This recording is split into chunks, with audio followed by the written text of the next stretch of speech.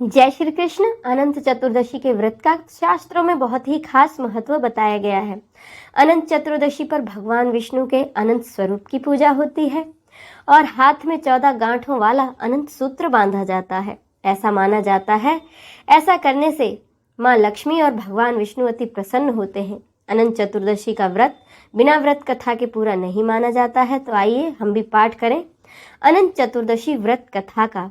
कथा के अनुसार एक बार महाराज युधिष्ठिर ने राजसूय यज्ञ किया और यज्ञ मंडप का निर्माण बहुत ही सुंदर और अद्भुत रूप से किया गया था। उस मंडप में जल की जगह स्थल तो स्थल की जगह जल की भ्रांति होती थी, जिसके कारण दुर्योधन जल को स्थल समझकर जल में जा गिरा। द्रौपदी ने यह सब देख उसका उपहास किया और कहा कि अंधे की संतान भी अंधी ही होती है। इस कटु वचन से दुर्योधन बहुत ही आहत हुआ। इस अपमान का बदला लेने के लिए उसने पांडवों को युद्ध अर्थात जुआ खेलने के लिए बुलाया और छल से पांडवों को हराकर 12 वर्ष का वनवास दे दिया। वन में रहते उन्हें अनेकों कष्ट सहने पड़े। एक दिन वन में भगवान श्री कृष्ण पांडवों से मिलने आए। युधिष्ठिर ने भगवान को सब अपना हाल बताया और इस विपदा से निकलने का मार्ग भी पूछा। इस पर भगवान श्री कृष्ण ने उन्हें अनंत चतुर्दशी का व्रत करने को कहा और कहा कि इसे करने से खोया हुआ राज्य भी मिल जाएगा। इस वार्तालाप के बाद श्री कृष्ण ने युधिष्ठिर को एक कथा सुनाई। कथा के अनुसार प्राचीन काल में एक ब्राह्मण था।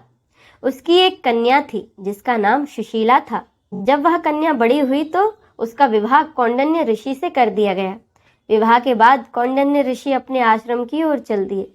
रास्ते में उन्हें रात हो गई, जिससे कि वह नदी किनारे आराम करने लगे।